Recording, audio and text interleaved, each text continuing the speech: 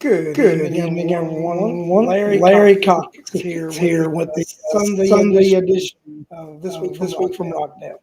And I have the, the Rockdale County troublemaker, Alex McConnell. What's up, Larry? Nothing much, man. How you doing, Al? I'm doing great. I could not be doing any better, if I'm being honest. I'm doing really good, thank you. Cool. That's good. Yeah, we're doing good. I've had a weekend. My birthday's actually tomorrow. So we've done a little bit of birthday jump this weekend and everything. So I tell you what, I'm turning 58. Okay, but the last 2 years, I actually celebrated 57 2 years in a row. When I was 56, I thought I turned 56, and then last year I actually turned 57. So I finally get a new year with me because I was confused as to thought it was 57 2 years in a row. Gotcha. The chat's saying we're getting an echo from you. I'm going to try to listen into it real quick. Yeah. Big echo coming from your side, Larry. I'm not sure what that is.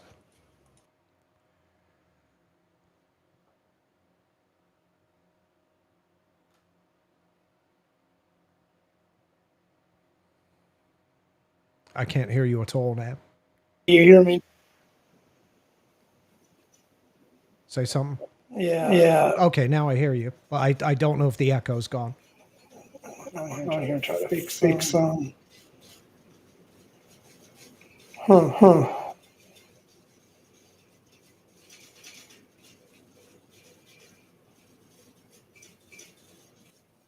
me try something. You hear me now? I can hear you. Now? Yep. Okay, so for some reason the Chrome took over the mic, so I'm using the mic off the computer. Okay, let's see what happens. I'll unplug my mic. Okay. So as long as everybody else hears me, then I think okay. we're good. Yeah, they said it's better. All right. So let's say hi to some people. Danielle, how you doing today? Dan Burks, Catherine Lynn, William Campbell. We have Charlotte Gellert, Catherine Lynn. Let me go up through here. Tommy Lee. Wallace Smith is with us. Mary Boysworth is here. Marie Withers. Hey, Marie. Tina Hobbs is here. Hey, Tina. Nice to have you. Yeah, I think that's everyone. Tommy Lee. I think that covers everybody. Nice to have you guys. Well, let me just say, first of all, the reason Alex is here is last week, right toward the end of the show last week, and I was talking and telling everybody make sure they go out to this event that was going to happen. It was going to be a planning and zoning commission meeting, and some citizens in Rockdale were going to have this protest, and they were going to carry some signs and do it a little rally, and they were told they didn't have to have a permit as long as they didn't block traffic and such.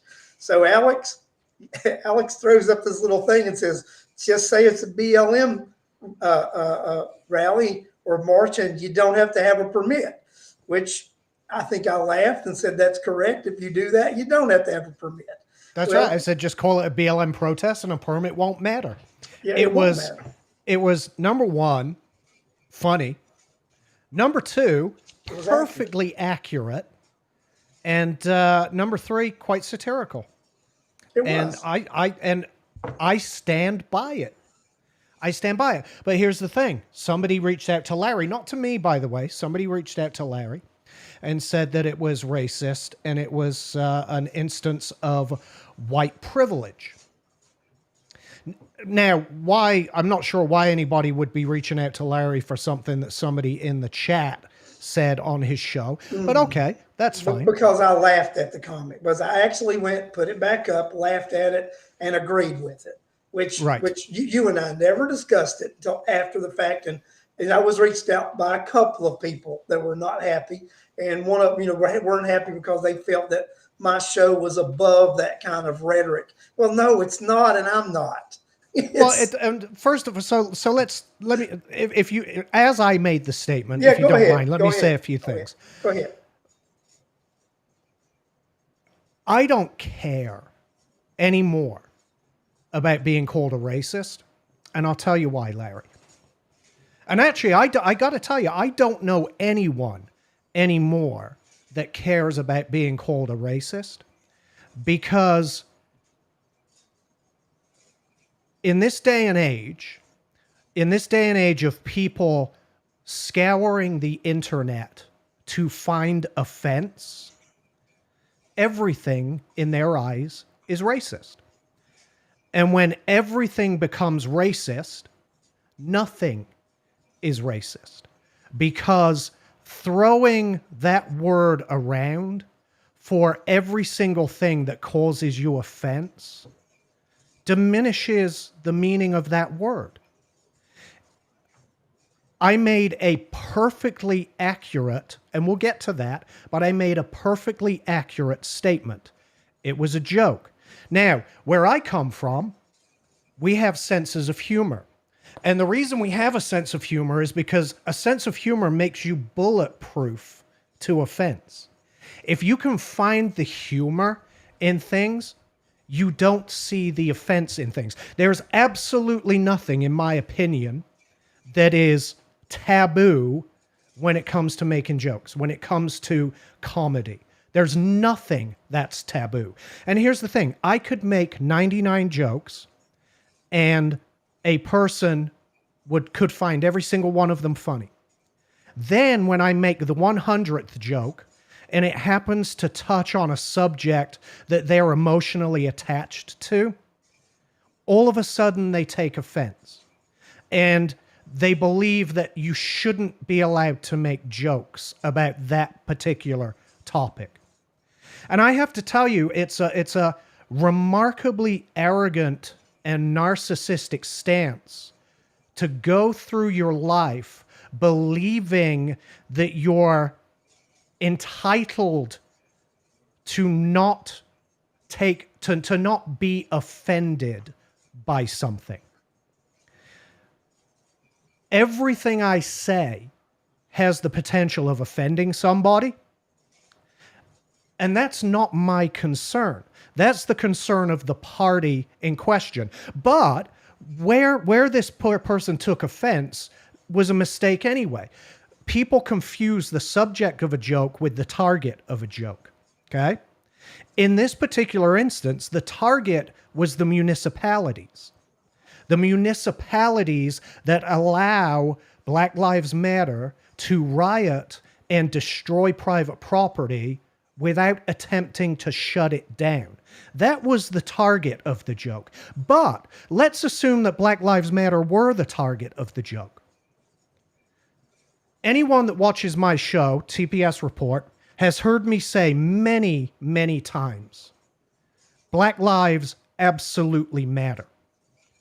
But the Black Lives Matter organization is a corrupt criminal enterprise ran by a woman, Patrisse Cullors, who will end up in jail for the embezzlement of millions and millions of dollars from her, what I consider her innocent victims that gave them money thinking it was going to go to a good cause, only to be appropriated and used to purchase multi-million-dollar homes, used to finance the jobs of her friends and family for millions of dollars a year to enrich themselves illegally off of a non-profit entity.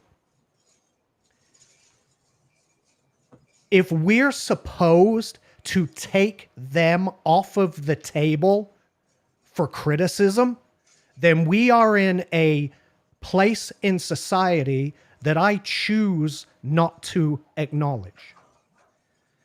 If people get offended by me either telling a joke or telling a news story, because we've done many news stories on Patrisse Cullors and her Black Lives Matter organization. We've done many stories, fact-based stories.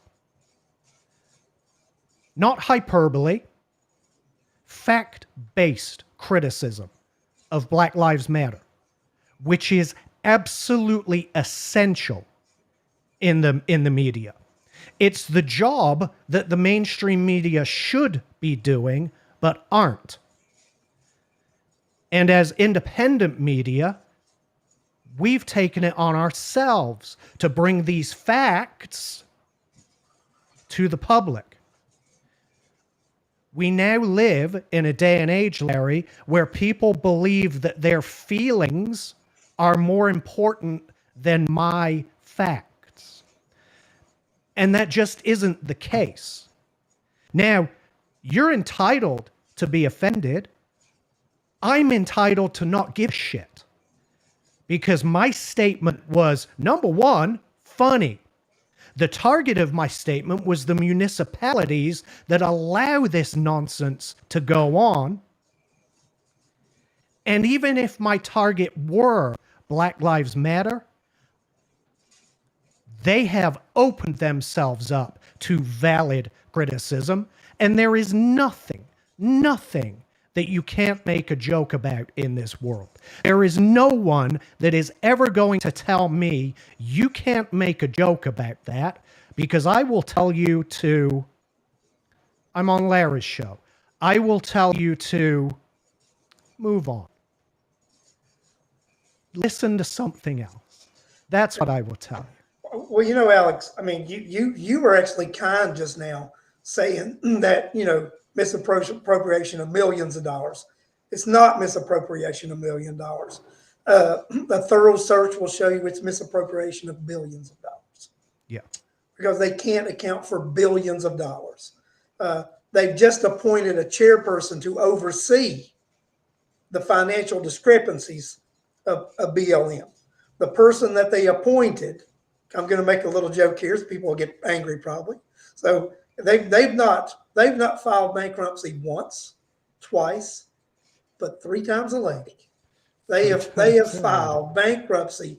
This individual has filed personal bankruptcy 3 times, and it's the individual that this organization has put in charge of determining what financial issues have occurred or not occurred with the billions, not millions, but billions of dollars that have been collected.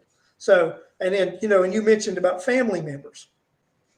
The co-founder, Patrice's brother and the father of her child, those 2 individuals have been paid over $1.8 million for security and creative services. Yeah. Security and and that doesn't count the other relative that is also paid. Her sister has $1 million plus salary a year for event planning. Yeah. Listen, there's an awful lot of nepotism going on in the Black Lives Matter organization. Danielle and I on TPS Report, we've covered a lot of this because it's newsworthy and it's important, and people need to understand where their money is going. I also believe that the Red Cross, believe it or not, is a criminal organization. Go and look how their money is wasted. I believe the same thing of the NRA. I'm a gun-owning, competitive shooting, Second Amendment supporting, right-wing lunatic in most people's eyes. And I believe the NRA is a criminal organization for the way that they've been misappropriating money. And I'm not going to get offended if somebody says that to me just because I am a member of the NRA. You just mentioned that group. I'll make jokes about the Salvation Army too, which I consider a corrupt organization. You look at all these organizations and they have all had financial scandal. Every single one of them. They've got multi-million-dollar CEOs, CFOs, and the money trickles down to they actually do very little work in the field. Very little work in the field. Right. So, and then, not only that, but the BLM individuals, that the Patrice person, there's a $6 million LA mansion in question. Then there was some, BLM, the organization itself didn't purchase the $6 million mansion. But when you do a little more research, you find out that BLM has a shell company which purchased the $6 million mansion. And that was actually to protect and hide the fact that BLM and Patrice actually purchased the $6 million mansion. Right. But that's not the only mansion. There are three other house purchases that are under scrutiny uh, by the BLM organization. And you're right, Mm-hmm. Alex. And that's one of the things. One of the individuals that reached out to me, and I told them that there was that comments weren't made. They were made about the organization, well, as far as my issue with it, I told them that I felt BLM was a corrupt criminal organization. And I stand by that. And if you have a different opinion, I told them that's their opinion. Offer the proof that they're not. Tonight, I think Right. we're talking about some things, and we've said these things.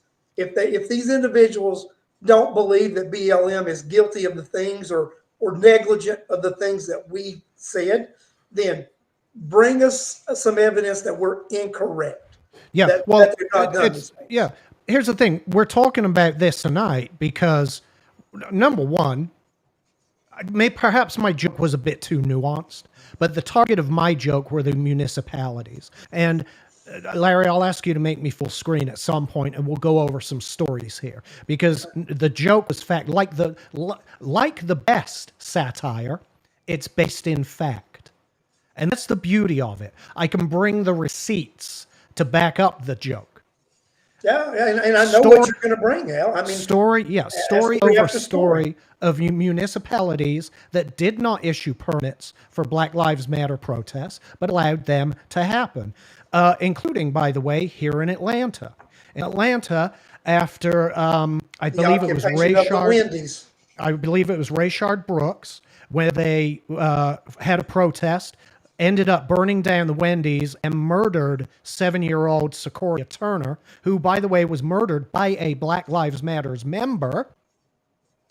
They didn't have a permit for that When protest they shot that into the turned into, car. yeah.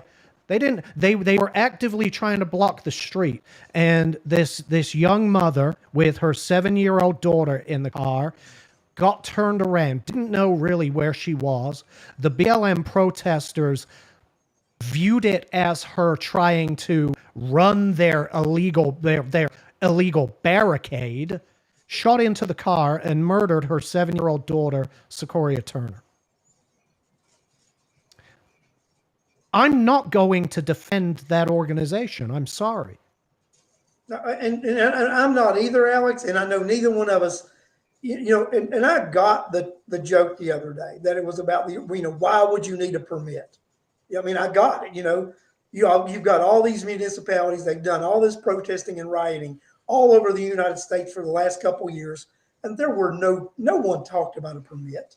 I Right. mean, it wasn't even mentioned.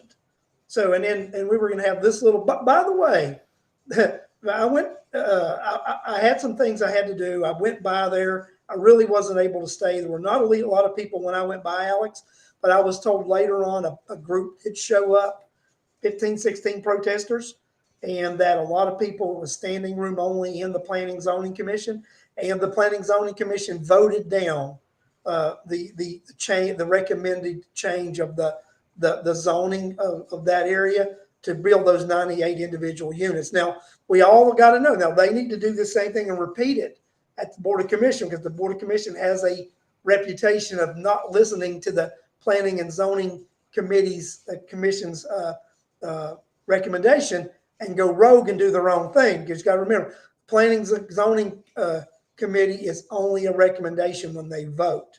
Right. So that could end up not going the way they want, depending on, I'm just going to say it, what palms were greased with which BOC, because some of those guys are maybe financially hurt right now, because some of them might have lost their jobs because they got the license taken away from them. They can't perform certain duties anymore. So, they're willing to probably do about anything for a dime right now. Right. Let me address something real quick. Michelle Spivey says, "What if she's referring to topics that should be off the table, or some people think should be off the table for comedy. What if the person is disabled?" Again, this comes back to the nuance of the subject versus the target of a joke. Every joke has a subject and a target, and no, there's nothing about disability that places it on a plateau that rises above comedy. There simply isn't. But let me phrase the question. Let me return a question. Madison Cawthorn young Republican, not anymore, but young Republican congressman, He's still the disabled in a wheelchair. Has anyone heard the vitriol and the jokes that came from the left about Madison Cawthorn? And I'm not going to criticize them. I'll tell you why. Because they're not going after him for his disability. It's not his disability that makes him who he is. They're going after him for who he is as a person, or how they perceive him as a person. And you're absolutely right. That's allowable. Yes, absolutely, that's good to go. When it comes to either criticism, news, or just plain comedy. Absolutely. Alex, some of the funniest comedians I've ever heard. There's a comedian that has Tourette syndrome, right? So he does a take on the Tourette's part of his disability is his act. Right. And even though it's a comedy act about the Tourette's, after the act, you sort of get an understanding of what it's like for him to go through life with someone that has Tourette's. Yeah. Because it's real life things that he talks about, and he does them in a humorous way, but it's funny as heck. Yeah. But Listen, it teaches you a lesson. Some lunatic just got up on stage with a knife to try to do something. We don't know really what his intentions were, but he had a knife in his hand. He jumped up on stage with Dave Chappelle. So let's assume he was trying to kill him, trying to kill a comedian. We have Will Smith that gets up and smacks Chris Rock across the face on a live television show because he got offended by a joke. By a joke. I don't want to live in that kind of world. People need to toughen up. People need to get thicker skins. Things in life are going to offend you. They're going to. You can either learn to rise above it, or you can walk up and start slapping people. But tell me how that goes for you, because it's not going to end up going well. There's absolutely nothing that should be, when it comes to comedy, when it comes to reporting news, when it comes to criticizing power. Can There's I tell absolutely you something? nothing that's I'm off the probably table. going to get criticized for this. Will Smith needs to man up and just leave that psycho he's married to. I'm just telling you, Al. That's just, he needs to man up and just leave that psycho he's married to. Just point blank. So, that's, you got to question, his manhood for tolerating the nonsense he does with that psycho. That's my opinion about it. So, so it is what it is. Hey, do you want the full screen to go over some of your stuff? Yeah, go ahead, because let's talk about this. Like I said, I'm going to bring the receipts. Let me jump over to here. This is from the Twin Cities Pioneer Press. 4 Black Lives Matter protests in St. Paul's cost $250,000. It costs the taxpayers, by the way, $250,000. I'm going to do a search on this webpage for permit. When a police department does not know what protest organizers are planning, police respond by planning for everything. St. Paul City Code says a permit is required for any demonstration, rally, or gathering of more than 25 people. BLM St. Paul does not seek permits for its protests. From the Times Virginian, protest permitted without permit. A Black Lives Matter protest Sunday outside the I don't know what that Appomattox Courthouse building on Court Street did not have an official permit, but the town was aware of the event beforehand and gave organizers permission. PolitiFact, it's shocking to me that Police Commissioner Richard Ross and Mayor Jim Kenney allowed this illegal occupation to go on for hours without taking any action to enforce the law. A permit was not issued for this autonomous zone where BLM stole property. Whatever, I'll go through this one.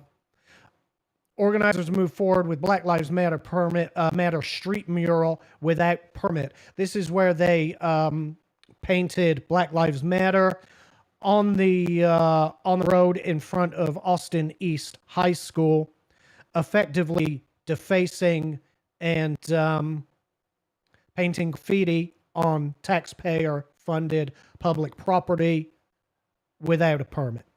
Larry, I think that's, you need to bring yourself, there you go. I think, listen, This is what happens. This is what happens. And that's why I feel perfectly comfortable with what I said. Just tell them it's a BLM permit, protest, and a permit You won't know, matter. and you don't have to have a permit. I mean that has continuously happened over and over again. Where and I'm gonna be honest. Hey, you know what, Al? I personally think the Constitution permits you to have a protest without a permit because Of course. the Constitution allows you to do that in a peaceful manner. Constitution says that you can do that that Yeah. you can assemble Peacefully. peacefully. Yeah. So, Now so the what- so- Constitution doesn't allow you to paint graffiti on public roads. The And it doesn't allow Constitution you to doesn't take allow you over. to set up. The Constitution doesn't allow you to set up illegal blockades and then shoot people who try to get through that illegal blockade. The Constitution doesn't allow you to put a barrier across an interstate and shut it down for hours and hours on end, as they did here in Atlanta. But I absolutely agree with you, Larry. The Constitution allows you to protest peacefully without a permit. The key there is protest peacefully. It's your constitutional right to actually protest peacefully, to voice your opinion. And and that's one of the things that I've told you. What I personally believe is like the medium that we're on now, social media. Mm-hmm. I actually think this is now the new town hall. Yeah. And by the way, being fair about this, Constitution also doesn't give you permission to invade the Capitol. No, it doesn't. They were out of bounds. Yes. Totally out of bounds. Yep. But I think we have to treat people fairly and equally. You've got a group of people that protested, destroyed, and did what they did. And it's like, I don't know if anybody's been arrested yet, but you've got all these folks being arrested in D.C., and some of them have been incarcerated for over a year now, Alex. Yeah. Correct? Well, that's the thing, isn't it, Larry? When we want to talk about the constitutionality, let's talk about the constitutionality of law. They are supposed to be applied equally across the board, and we're not seeing that happen. We're seeing great investigations and prosecutions related to January 6th, but we're not seeing anything related to the property damage in Minnesota. The people that lost hundreds of millions of dollars in property damage. We're not seeing investigations and prosecutions there. So, yeah, it's important to apply scrutiny equally. And to me, nothing is off the table, and that includes the Black Lives Matter organization. Simple as that. And I'm not going to apologize. If they were hoping for an apology, not going to get it. I stand by what I said from a, number one, fact-based position, and number two, from a comedy position. The target of the joke were the municipalities that allow this to happen. Stand by it 100%. But since people brought that comment up about BLM, thought that was offensive in some manner, which I was never really told why it was offensive, just that it was offensive, and that it was bringing up racist things. And there was nothing racist about that. This thing about it, a lot of people don't know this kind of stuff about me, right? Let me tell you. To me, to Black Lives Matter, the fact that I have many nieces and nephews that are Black Lives Matter to me. Mm-hmm. That one of the people that I love more than anything on this planet, my granddaughter, is Black. Yeah, Black Lives Matter to me. Yeah. Because I have people of color that have my blood that runs through their veins. Yeah. So yeah, it matters to me, and I get ticked. And last week I was ticked initially, right? You were. Yeah. I was ticked. I'm like, okay. Because here's my position. You can get offended by it, of course. Have at it. Knock yourselves out getting offended. If that's the way you want to live your life, going day to day, getting offended by the slightest little thing, have at it. You can perceive it as racist. Have at it. Again, it doesn't matter to me. It's not me that's taking offense to it.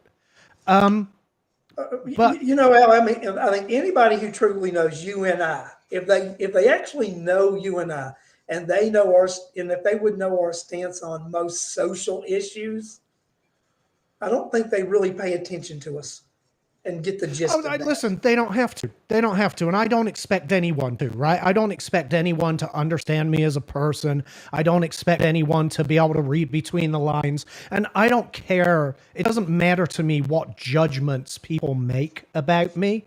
I know who I am as a person. I'm quite happy and comfortable with who I am as a person.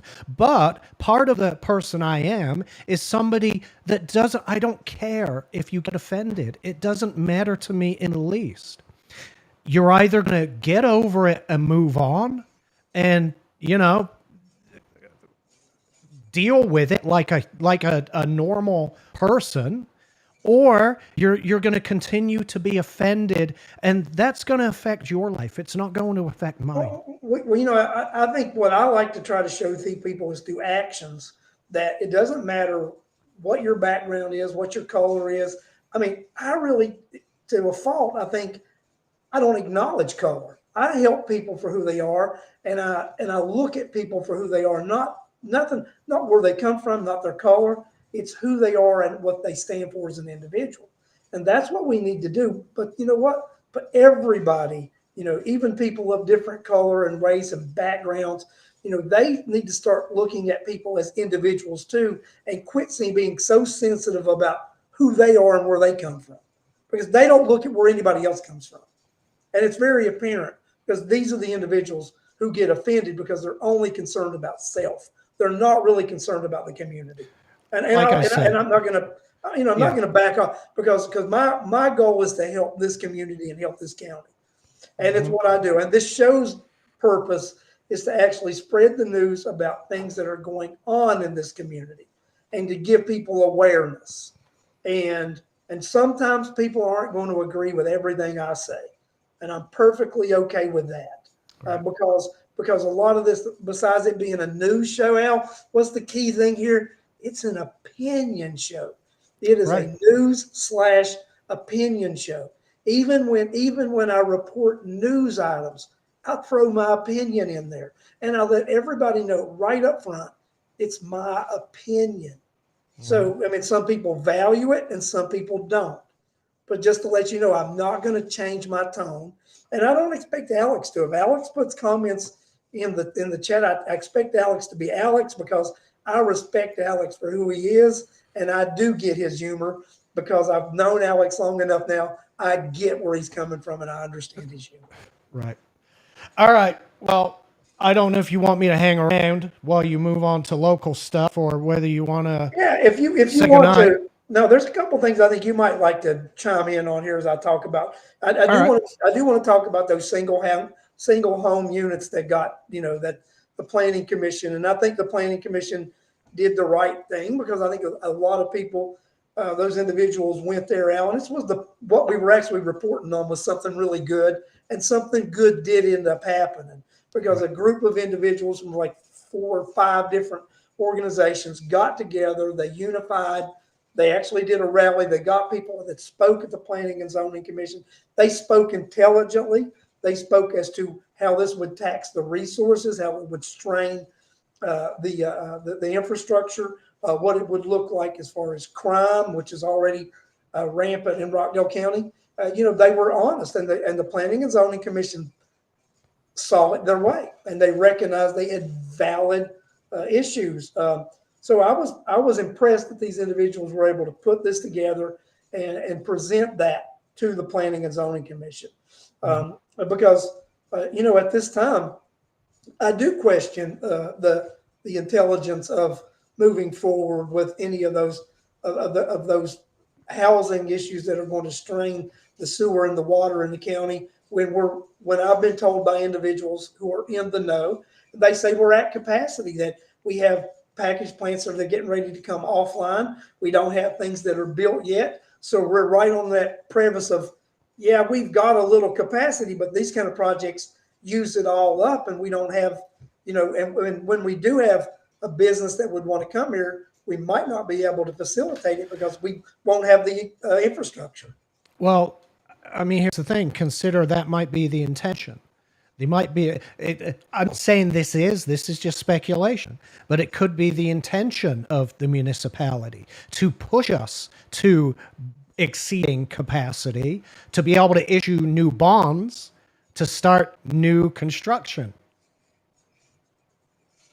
We've seen that before, not here in Rockdale. Well, I mean, maybe we have in Rockdale. I don't know, but we see it all over the country where these moves are made in order to.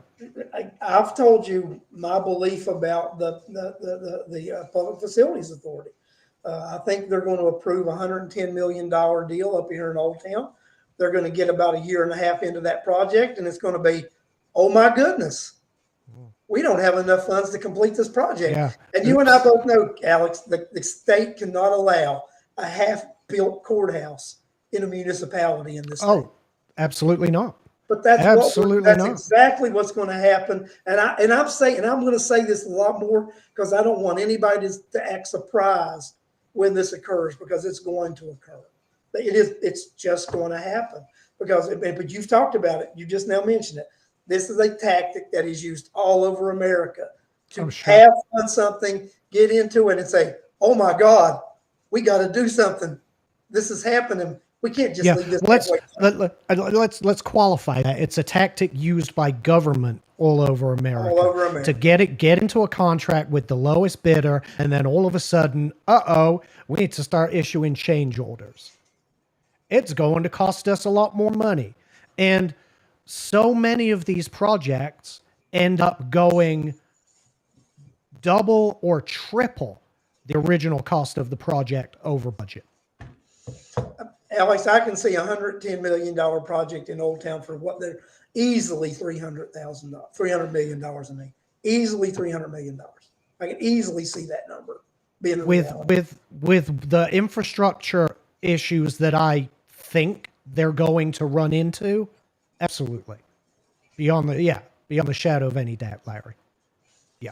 So, I mean, and it terrifies me being a resident here and knowing what I'm going to eventually pay in taxes. It's terrifying because it's scary. And here's the thing. I also have to question what these developers are thinking right now. We all know that a correction is coming. We all know that a real estate crash is coming. And I say real estate, not housing, because this time commercial properties are also wrapped up in this. The consensus, I shouldn't say consensus, the common belief in the industry right now is that we're maybe 12 months away from this real estate correction, this crash. That means if these developers are going in and building these homes, hoping they can sell them for, I don't know, what were the estimated values of these things, Larry? Do we know? Weren't they, I think we're like 250, 250, 350 range. Yeah. If they're getting into this believing that, because it's going to take them a year at least to actually develop the property and to get there, unless they're doing them condo style where they can build one building, sell those units, use that to finance the next building, right? In the condominium townhome style of financing. But they've already approved those condos, and these were actually 98 single unit homes. So these were, and I'm not certain, somebody in the chat may know, Charlotte or somebody, were these an organization were these going to be rental properties? Because that's a big thing now. They're building to rent. This may have been a build to rent thing. So and it would be that's right. Wouldn't have worried about the resale on this. Oh, they're also not worried about the correction, and that's what I wanted to get to. No, they're not worried about the correction. Many of these things now are being done by effectively brokerages, right? Brokers who investment firms who are doing this. People like BlackRock, who Elizabeth Warren wants to classify as too big to fail. In which case, if a correction does come, or when the correction comes, they're going to get bailed out by us, the taxpayers, but also get to hold their assets. So they're ultimately going to get paid twice for these properties, which maybe is why these developers are insisting on moving forward right now. Charlotte, did you, she said not, that was said build to.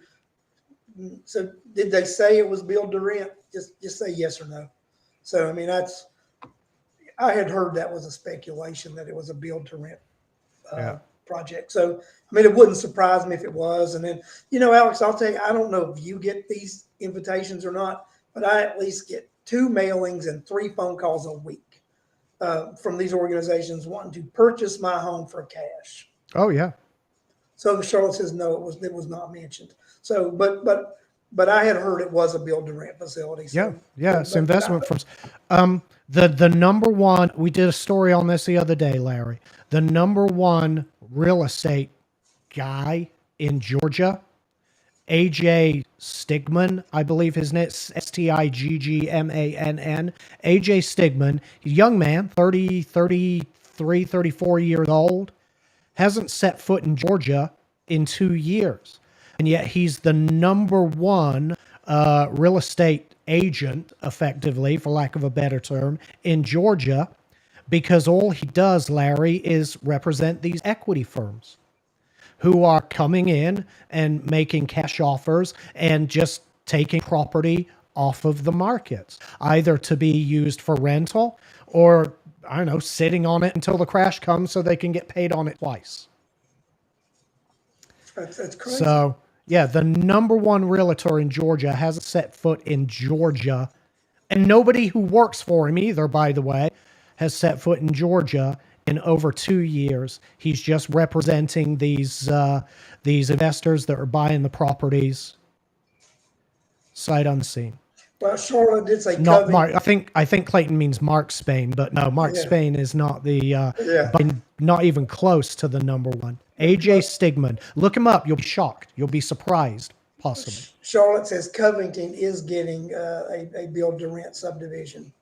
So that's ridiculous. And then I did see also that GDOT is looking at some highway changes over on over next to where the Rivian thing is going to go, because they're going to have to build some access stuff and all that to be able to handle traffic flow over in that area, because it's not designed. The roads are not designed for what's coming there, Alex. I wonder how long it'll be before we see our first diverging diamond intersection in this region. I have got a feeling it's going to be right here in Conyers. So why? I think it's going to be that crazy. That's what they're going to do up at the Walmart, up at the bridge up there on 138. Yeah. I got Listen, a feeling that's what's going to happen. I have no personal design experience with diverging diamonds. I understand the theory behind them for keeping traffic flowing. There's one I go through on a semi-regular basis, right? Pleasant Hill going over 85. And I don't know. I don't know what engineer came up with that idea. It just seems remarkably counterintuitive to me. But by all accounts, they work. And I got to tell you, I don't think it'll be long before we see one here in Rockdale. And boy, oh boy, considering the trouble people in Rockdale have using a roundabout, I don't know what's going to happen when we get diverging diamond. Diverging diamond is a learning curve for individuals. Mm-hmm. So, well, this is the thing about it. Okay, in Rockdale County, people here never met an intersection they like to block, right? Mm-hmm. I'm gonna tell you what, that doesn't work with diverging diamonds. When they won't be able to do the same nonsense there that they do on that diverging diamond. Somebody is going to get nailed. Yeah, they're going to have to be camera enforced, because at those intersections, if you block the intersection, you're blocking both directions of traffic. Yes, and then you're just shut down. Yeah. Generally, if somebody pulls out into an intersection in a standard, T or cross intersection, you're blocking one lane of traffic coming in one direction, right? Because you may not have pulled up far enough. on a diverging diamond, you're shutting down both directions of travel in a very critical area. Gail Davis Owens, people in Rockdale can't even stop at a stop sign for a red light. Charlotte said 138 and 20 was going to be, but GDOT changed that, I think. That would be for me, that would be the prime location for one. But yeah, exit 82 on 1. Yeah, that's what we're talking about. I think we have to, well, they're either going to do the divergent diamond or they've got to do some flyovers there, Alex. I mean, there's one of two things that you're going to do there. I mean, because you just do not have the space to do, because what they've got right now is all they can do conventionally. They're going to have to, one of those other two is what you have to do. So then that means you're going to have flyovers, and then the like you have the Spaghetti Junction stuff, and you've got those things. You're going to have flyovers. That's the only other way to do it, and you put traffic out somewhere else. So I don't, but there's no land there to do the flyovers with. here's the thing, though, Larry. Do we think it would even be necessary with all the planned development they have? Are people going to move to Rockdale at this point? You and I have talked about what I think is going to happen when we look at the Rockdale County school system and the enrollment declining, and it's very clear that we're in a declining process over the last 5 years. You can see that there's been decline. I see the decline continuing. Educational system's not getting better. We've shown that we don't have jobs coming to Rockdale. We've got high density housing coming to Rockdale. So, and there's a question whether people will be able to afford and purchase that high density housing. So I think we have a decline in population coming to Rockdale County. I talked to the other day, just look at the voting rolls. 65% of the folks who vote in Rockdale County are 55 years old or older. Exactly. We have an aging population. The most likely people to move to Rockdale, they're not looking for high density housing. They're looking for a single family retirement type property. And I don't know that they'll even be able to fill those things without steeply discounting them. I think we'll have. And I've said from day one that they're I hate to say it, but they are the future slums of Rockdale. They're going to become rental properties. Yeah, I mean that they will become. They may intend to sell, but they will become rental properties. Yeah. Since we're on rent and home purchasing, let's we got the COVID money in here in Rockdale, Alan. You remember way back in the day when we got the COVID money, and you had a couple of people that were on the board, and they said, we're going to take some of this money and we're going to let citizens have some relief from it, which we never saw that, right? Wait a minute. No, Newton County, okay? Newton County, they are going to actually take COVID money and they are going to actually use some of it to provide rent and mortgage assistance from the county. Now, our county, what they do is they hired a guy who if you call our county, he tells you where to go and apply for money with the state. Yeah. That was their idea of mortgage and rent relief, right? Yeah. But Newton County is actually taking some of those dollars and setting up a program to where they're going to actually help county residents. Rockdale County, you remember, we're going to help. The people are going to see this money.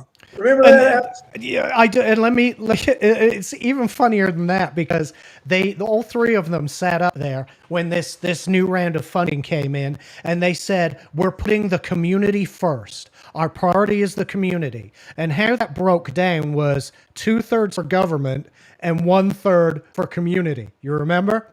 Yeah. We ran the number. It was an entire whopping 1/3 for the community that was supposed to be rent relief. Well, then the state started offering rent relief, so the county didn't even use it for that. So I don't know if the third actually got back into the community or whether it got reappropriated for government and they used it to finance pay increases. Well, that's what happened, Al, because when we took it out of our even doing it, that's when the pay increases happened. So yeah, I think your speculation is correct. I think that third went to and you got to remember what's the one thing that the Fed said in their wisdom, and they were correct when they said this: do not use these funds for reoccurring expenses. Right. We advise you not to use these funds for reoccurring expenses. Now, of course, they did the COVID gift cards, of which the vast majority, and when I say vast County majority, employees. I think the Citizen reported that like 90% of those COVID relief, COVID gift cards went to county employees. And that happened when they started giving them out retroactively to employees who had already been vaccinated prior to the program being put in place. They didn't offer that deal to the community, did they? They only offered that deal to government employees. And of course, why wouldn't they? That's Alls Nesbitt's priority, is government employees, not the community. He's proven that time and time again. Which I think when we look at the numbers, like it's like 85% of county employees do not live within the boundaries of Rockdale County. Yep. So the individuals getting the relief don't even live in the county. Yep. The individuals getting the ARPA funds from. So, I mean, we got to look at it when they say they take care of Rockdale, not taking care of you and me, anybody who actually pays taxes in Rockdale County. Well, again, Ozzy's idea of Rockdale is solely government. That's just the reality. His idea of Rockdale is government, first responders, and that's it. That's it. But I did find that interesting that Newton County is actually going to appropriate more funds for rent and mortgage and to help their citizens. People desperately need help. Desperately need help with inflation, with the cost of housing, the cost of rent, the cost of fuel, the cost of food. People desperately need help, and we don't see any help coming from the people who govern Rockdale County. Alex, you and I've talked about it. I'm really concerned about supply and demand.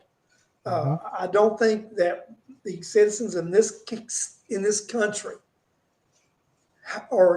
they've not yet realized what supply and demand issues we are going to have, and it is coming.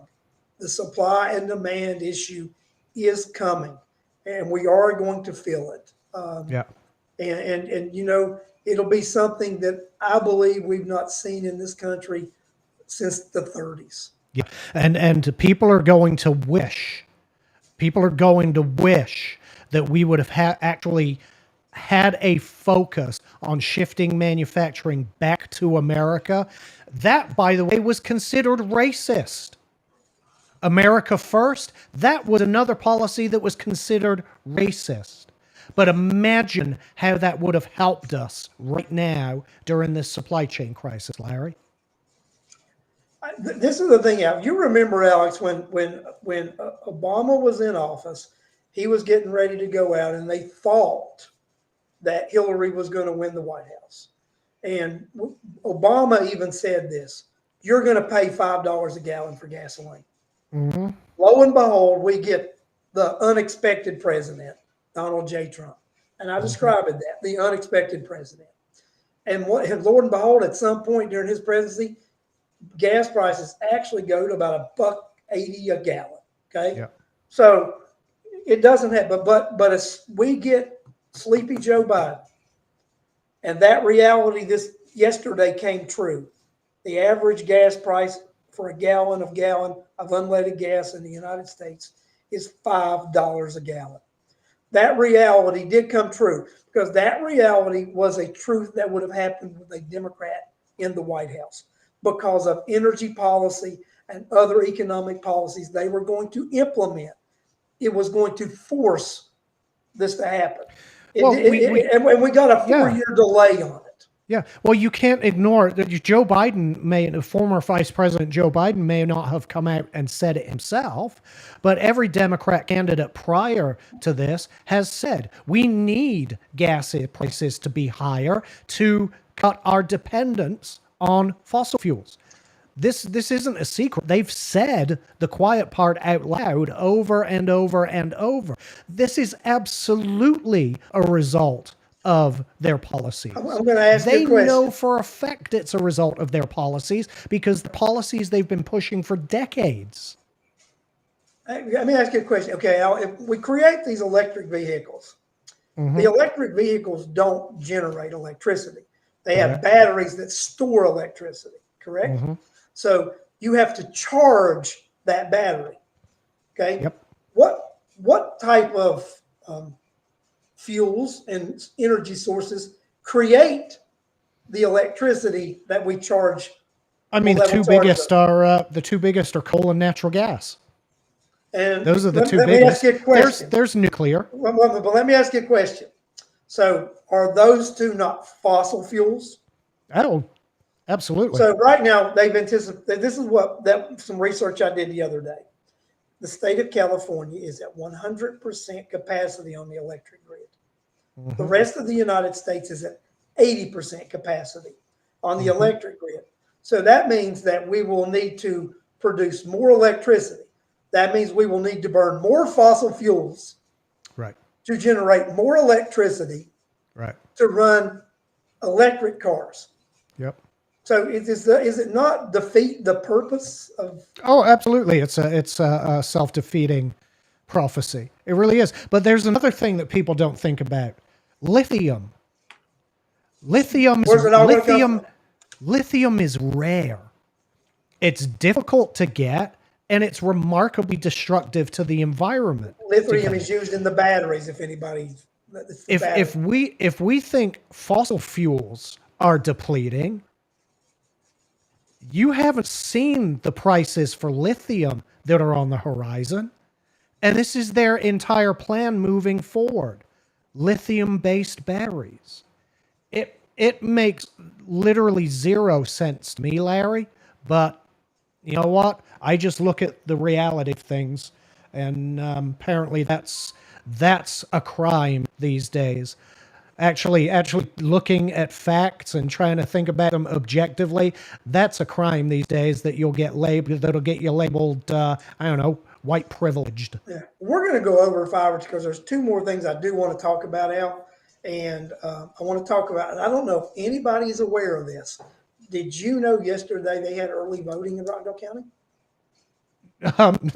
For the runoffs? For the Democrat runoffs and for the nonpartisan Board of Education runoffs. I'll be honest with you. No Republican runoffs. Yeah, I'll be honest with you. I knew. I didn't know they were yesterday, but I knew they were coming up simply because you and I talk. Yeah, so the Rockdale County had early voting yesterday, and this coming week, the 13th through the 17th, we will have early voting at the West Avenue location.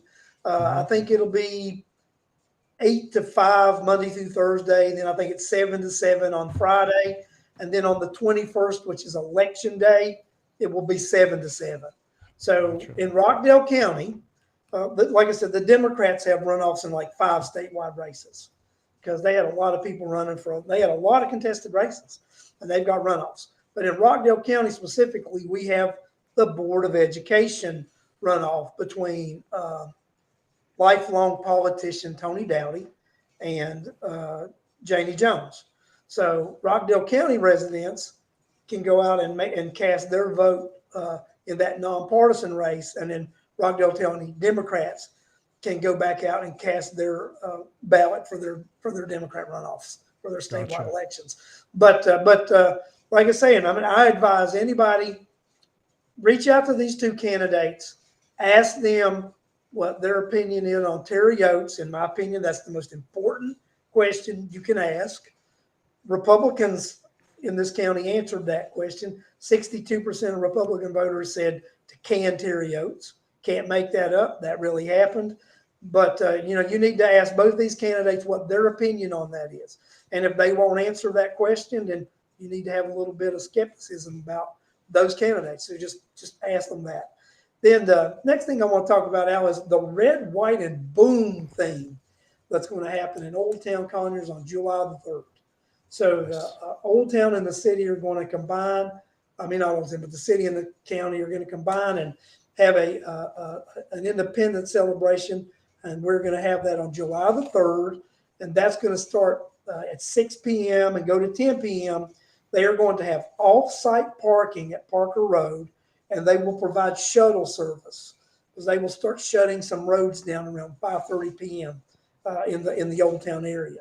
So anyone who would, if you can park close, do that. But if you can't find parking, then you can go to Parker Road, and they're going to offer shuttle service between 5:30 that evening and 10:30 that evening. Then it'll take you back and forth to the Parker Road parking locations.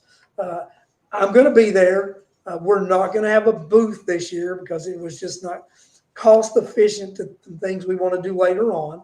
But we will be selling tickets for a firearm and some ammunition. We're going to get a 9mm and have 1,000 rounds of ammo, and we're going to be selling those tickets through the rest of this month, which I got to still iron out some things on that. But we're going to sell those tickets through the end of July, and I'll do that drawing at the end of July. But we're going to do that for a fundraiser, and but we're also going to do a petition there, and the petition is going to be about a forensic audit for the county, and that's in efforts with former Chairman Richard Odom and the Rockdale Voter. So the Rockdale Voter Group and Richard Odom have combined efforts to get. We want to get around 1,000 signatures of citizens to request the county do a forensic audit. So that's my little bit of public service announcements. Alec, what do you have any comments on any of those things? I'm looking forward to Red, White, and Boom. That is honestly, that's always a good time. That would be the anniversary of when I first met our departed public relations director, Joe Gum. That was where I first met him, and where I first issued his warning. It wasn't a warning. I said to him, "I don't see you lasting long here." It was nice to meet you, but I won't be knowing you for long. Yeah, exactly. a newsman. I said, I don't see a newsman lasting long here, to be honest with you. When you see the things you're going to see, and didn't last long, did he? No, Catherine Lim wants to know what's the latest on Sherry Washington and the bar. I'll reach out and do some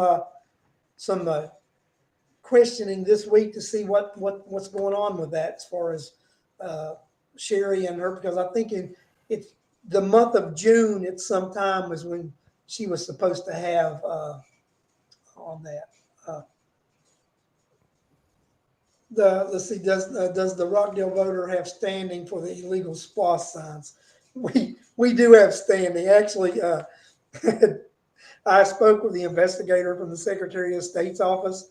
They were going to be reaching out to 3 or 4 individuals they knew that were responsible for that. And like I said, it could be 2 to 3 years before they end up paying their fine and getting in a little bit of trouble over that. But they will end up getting in a little bit of trouble.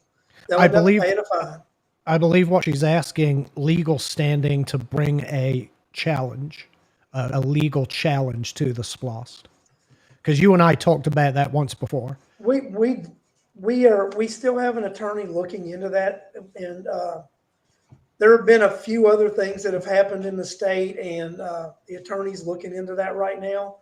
And I'm just going to be honest. He was enthusiastic about it initially, but there's been a couple of other rulings since we've discussed it, and he thinks we'll be shut down.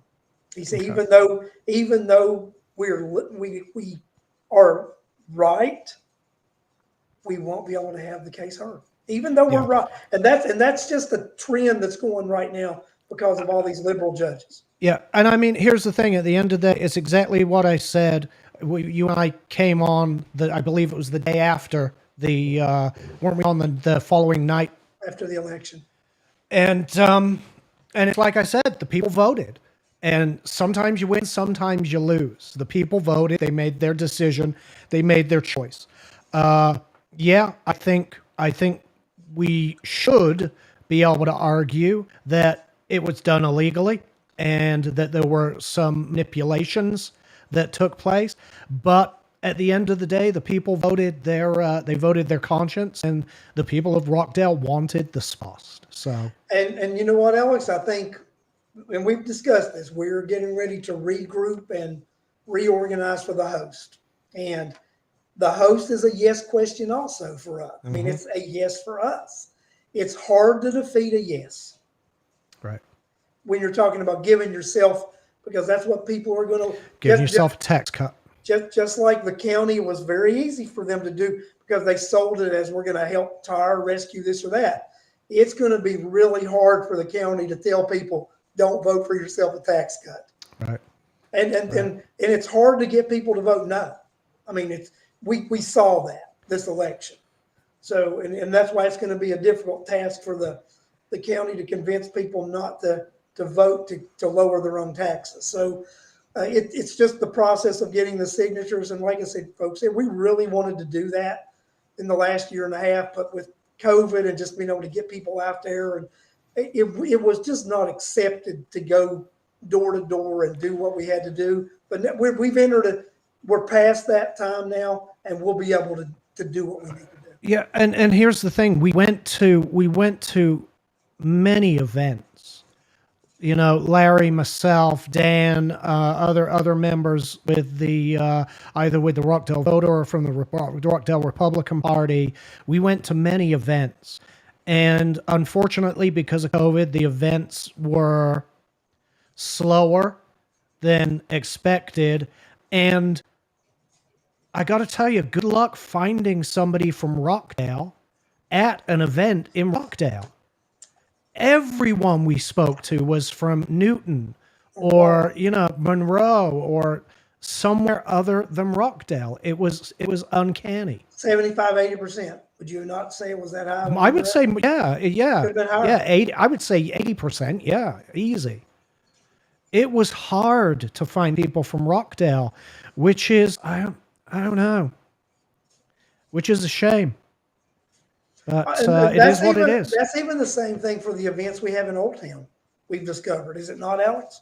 Yeah. Oh, yeah. We've discovered Absolutely. that same thing, that most of the people that come to those events, I mean, the majority.